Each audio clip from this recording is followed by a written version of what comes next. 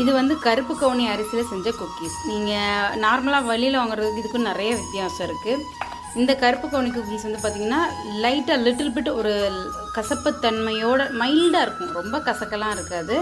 ஆனால் சாப்பிட்டு முடிக்கும்போது அப்படின்றப்போ ஒரு கசப்புத்தன்மை இருக்கும்.